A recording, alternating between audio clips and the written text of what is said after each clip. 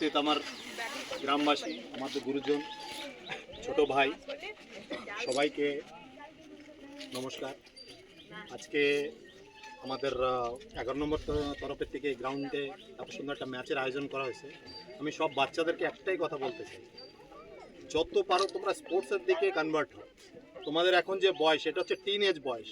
এই টাইমে খারাপের দিকে অ্যাট্রাক্ট বেশি হয়ে যায় মানুষ। তোমরা দেখতেছো এখন সব জায়গায় এরকম অবস্থা। আমাদের গ্রামের লোকে মিলে সবাই মিলে এখন এই আমরা যে খেলাটা আয়োজন করা হচ্ছে, এর কারণে যে তোমাদের মাইন্ড যেন ডাইভার্ট হোক। এতে তিনটে বিকাশ হয়, শারীরিক বিকাশ, মানসিক বিকাশ আর আধ্যাত্মিক। তিনটে এক জিনিস হয়, ইউনিটি স্পিরিট থাকে মানুষের। একটা ইউনিটি, এই যে আজকে যখন আমরা একতা হয়েছি একটা গেম খেলার জন্য, এরকমই যেন সবাই মিলে আমরা একতা হয়ে থাকি, ভাই বন্ধুর মতন থাকি।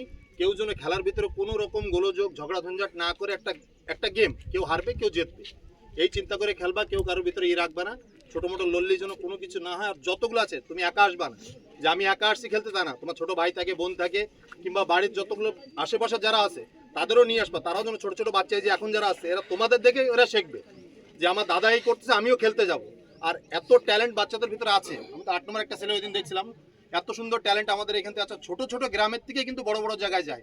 ধনী কোনো সিটিতে জন্ম নেয়নি, ওর হচ্ছে রাঞ্চিতে একদম ছোট্ট বুকারো, একদম এত ব্যাকওয়ার্ড জায়গা, সেখানের থেকেও অত দূর পৌঁছেছে। তো আমাদের ছোটো ছোটো গ্রামে অনেক ট্যালেন্ট আছে বাচ্চাদের ভিতরে।